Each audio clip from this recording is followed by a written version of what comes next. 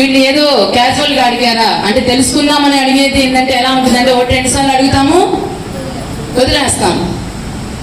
కానీ అది నిజంగానే తెలుసుకోవాలి, దాని అర్థం తెలుసుకోవాలి అని ఉన్నప్పుడు ఏమైతే ఎలా ఉంటుంది, అది తెలుసుకునేంత వరకు కూడా మనకి నిద్ర పట్టదు. మేడం కూడా అలాగే సార్ వెంటపడి అడిగారంట. అడిగితే అప్పుడు సార్ చెప్పారనమాట, రెండు వేరు అని. అయితే ఆ 2 వేరు అంటే ఏ పదము దేనికి అంటే అప్పుడు సార్ చెప్పారనమాట, అంటే మనం శరీరానికి బాధ కలిగినప్పుడు ఏమంటాము, ఓర్చుకో అంటాం. అంటే ఓర్పు అనేది దేనికి, శరీరం భాష, శరీరానికి సంబంధించింది.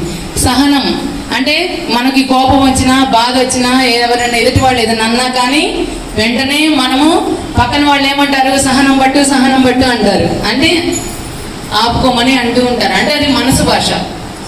అంటే ఈ 2 ఓర్పు దేనికి, శరీరానికి సంబంధించింది. మరి సహనం మనసుకు సంబంధించింది. అంటే చూడండి, అంటే ఇదివరకు మనకి అసలు నేనంటే ఏంటి, శరీరమే అనుకునేవాళ్ళం, లేదా మనసు వాడతాం, మనసు అందరికీ తెలుసు. కానీ అంతకు మించినవి అంటే దేనికి దానికి అంటే ఇప్పుడు మనకి శరీరము, మనసు, బుద్ధి, ఆత్మ ఇవన్నీ ఉన్నాయి. అంటే ఇన్ని ఉన్నాయి. కానీ వీటన్నిటి కూడా ఒక్కొక్క దానికి ఒక్కొక్క భాష. కానీ మనకి తెలియకుండానే మన పెద్దవాళ్ళు ఈ పదాలన్నీ వాడుకలో ఉన్నాయి. అదే ఇందా చెప్పాను కదా, అర్థం లేని చదువు వ్యర్థం. అంటే ఇది ఇందాక మేడం అప్పుడు అడిగినప్పుడు నేను కూడా ఆలోచించాను అనమాట. అది వీడియో ఆఫ్ చేసి ఆలోచించాను తెలుసుకుందామని. అంటే స్వయంగా మనకు అర్థం అవుతా లేదా మనం కూడా తెలుసుకుందామని కాసేపు ట్రై చేశాను, కానీ అర్థం కాలేదు. తర్వాత మేడం చెప్పగానే ఇవి రోజు మనం వాడేవే కదా, అవునా కదా, ఇవి రోజు మనం వాడేవే. అయ్యమ్మ కానీ మనం వాడుతున్నాము, కానీ ఆ పదాలు దాని సరైన వివరణ అనేది మనకి తెలీదు. అంటే ఈ విధంగా ఎన్నో మన జీవితంలో ప్రతి ఒక్క పదం అన్నీ వాడుతుంటాం, కానీ అన్నిటికీ కూడా ఏంటంటే ఒకటే అర్థం తీసుకుంటూ వాడుతున్నాము. అలా కాకుండా దేనికి దానికే. ఎందుకంటే ఇంత వివరణ అంటే ఒక పదానికి ఎందుకు ఇంతసేపు అంటే ఎప్పుడైతే తెలిసినప్పుడు దాని విలువ పెరుగుతుంది.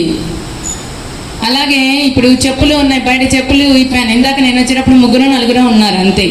ఆ 3-4 కూడా ఏంటంటే ఒకళ్ళేమో ఇలా క్రాస్గా ఇప్పారు, ఒకళ్ళేమో ఇలా క్రాస్గా ఇప్పారు అనమాట.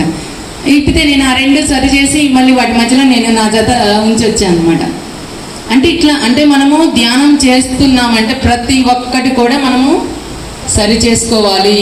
అంటే ప్రతి క్షణం అందుకనే నేను ప్రతిరోజు ధ్యాన మందిరంలో అడిగొప్పల లుంబిని పిరమిడ్ ధ్యాన మందిరంలో ఈ ధ్యానం నుంచి లేవగానే ఒకటే ప్రశ్న వేస్తా, ఈరోజు అనుభవాలేంటి, ఈరోజు అనుభవాలేంటి. తర్వాత ప్రశ్న ధ్యానంలో అనుభవాలు. ఈ 2 ఒకటే వేరువేరా? సరే, ఎటు తీసుకెళ్ళాలి, ముందుకు తీసుకెళ్ళాలంటే మళ్ళీ ఎవరు ఉండాలి అక్కడ? మళ్ళీ నాకన్నా ఇంకా ఎదిగిన వాళ్ళు, ఎదిగిన ఆత్మే మళ్ళీ నాకు సోల్మేట్గా వచ్చింది. ఆయనే హనుమంతరావు గారు. ఒకసారి ఆయనకి గట్టిగా క్లాప్స్. ఎందుకంటే ఈరోజు నేను ఇంత స్వేచ్ఛగా ఆనందంగా ఇక్కడికి వచ్చి కూర్చొని చెప్పగలుగుతున్నానంటే ఇంకా అంటే నాలో ఉన్న ఏవైతే ఉన్నాయో అవన్నిటిని కూడా ఏంటంటే ఇంకా ఎంకరేజ్ చేస్తూ అద్భుతంగా నన్ను ముందుకు తీసుకెళ్తూ వచ్చారు. అలాగే ప్రతి క్షణం కూడా నా వెనకే ఉంటూ ఇప్పుడు ఈరోజు నేను ఇంత అద్భుతంగా అందరికీ ఏంటంటే మా సార్ ఎవరికి తెలియదు, కానీ నేనంటే అందరికీ తెలుసు. మన పల్నాడు ఏరియాలో సాధించగలుగుతుంది. అలాగని పురుషులు సాధించలేరని కానీ సాధిస్తారు. కానీ మహిళా శక్తి ఏంటంటే ఇంకా ఎక్కువ. ఎందుకంటే మనకి ఇప్పుడు ఏంటంటే అన్ని వీళ్ళకి ఇంకా ఎక్కువ ఉన్నాయి అన్నమాట, వాళ్ళకన్నా కొద్దిగా ఎక్కువ ఉన్నాయన్నమాట. అంటే ఏమున్నాయి ఎక్కువ? సరే, మంచి పాయింట్ చెప్పారు. ఓర్పు సహనం అంటే ఏంటి? ఈ 2 ఒకటే వేరువేరా?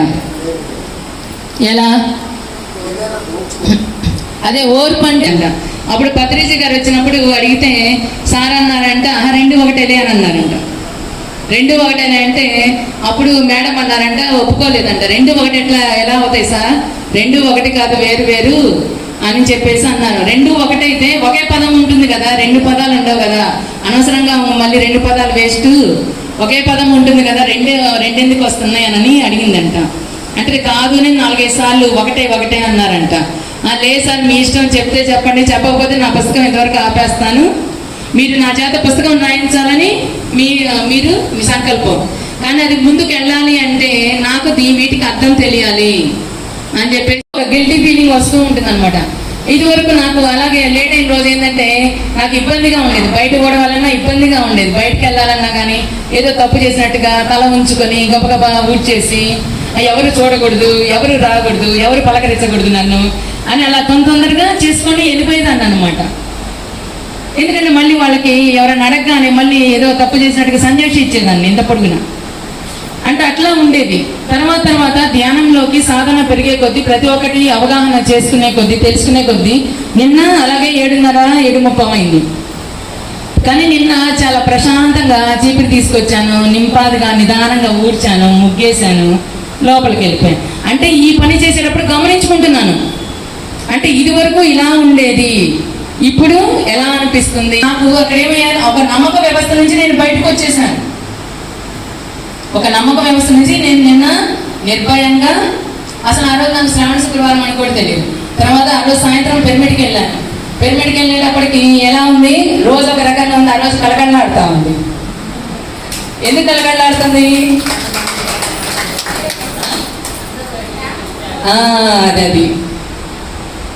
అది అప్పటికి కూడా ఏంటంటే నాకు ఐడియా రాలా, ఏంటి ఈరోజు వీళ్ళు స్పెషల్గా రెడీ అయ్యారా అనుకుంటున్నాను అనమాట. అనుకున్నాక ఈరోజు అనుభవాలు ఏంటంటే, ఏమున్నాయి మేడం, ఈరోజు శ్రావణ శుక్రవారం పొద్దున్నే నేను ఆ రోజు తలకు కూడా పోసుకొని నార్మల్గానే, ఎందుకంటే మొత్తము అంతా ఏమైపోయింది, అంతా ఒకటే అనే భావనలోకి వచ్చినప్పుడు ఏంటంటే ఇంకా ప్రత్యేకంగా ఏంటంటే ఆ రోజు ఏదైనా సరే అట్లా ప్రత్యేకత అనేది ఏమీ లేదు. ఆ ప్రత్యేకత ప్రతిరోజు ఉంది, ప్రతి క్షణం ఉంది, ప్రతి విషయంలో, ప్రతి మాటలో, అన్నిట్లో ఉంది.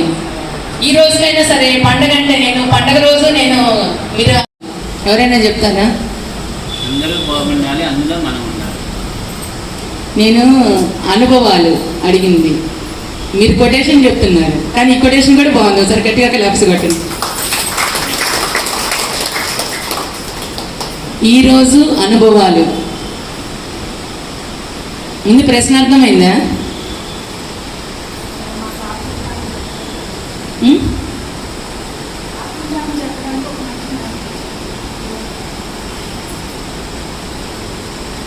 ఓకే.